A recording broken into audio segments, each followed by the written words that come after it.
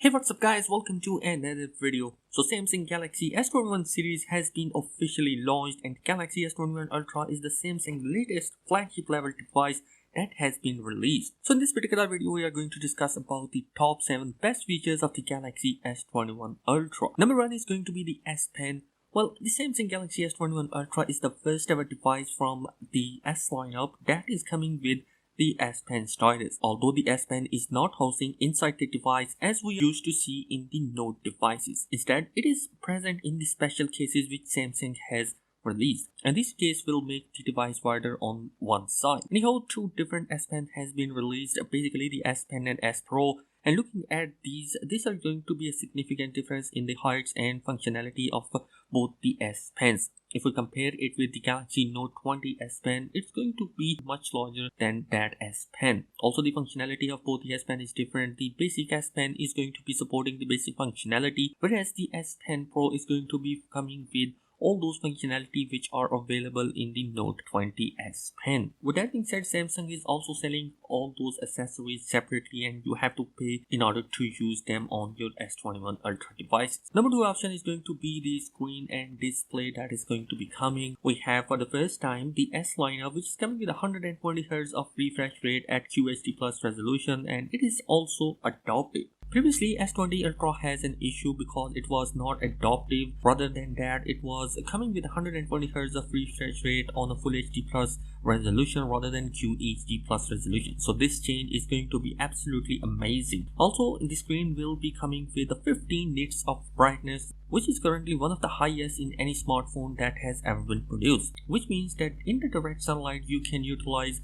and use your device quite easily, and there is not going to be any issue from any different viewing angles. Moving on, the number 3 position, we have a larger and a faster fingerprint sensor that is going to be coming in the Galaxy S20 Ultra. This is going to be the fastest ultrasonic fingerprint scanner that Samsung has ever produced, and it has two different things that has been improved in the fingerprint sensor. One is its larger area that is going to be significantly much larger than the last year S20 and Note 20 Ultra devices, and also it is going to be the fastest ultrasonic fingerprint sensor that has ever been made by Samsung. So just a tap you can unlock your device quite easily and fast. Moving on the number 4 spot, we have the camera sensor that are going to be coming with the Galaxy S21 Ultra, and the modes that has been introduced in those camera softwares are going to be amazing. The dynamic mode in which AI will be utilized and make some parts of your video slow and some fast in order to make a good looking video.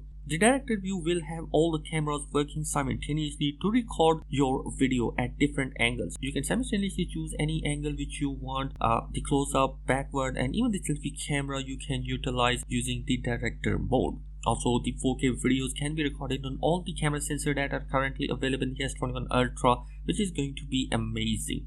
The steady mode is going to be much improved, so as the night mode capability that is going to be even much improved, less grains and better image quality. And lastly, the space zoom that is going to be coming with a new functionality which was not possible in the previous generation of. Having said that, on number 5 spot we have the performance, and the S21 Ultra is coming with two different processors, the Exynos 2100 and Snapdragon 888, and the Exynos 2100 is going to be even much improved this year than the previous Exynos 990, and now we have 20% much improved in performance, 35% improvement in the GPU performance, and 2 times much improvement in the AI.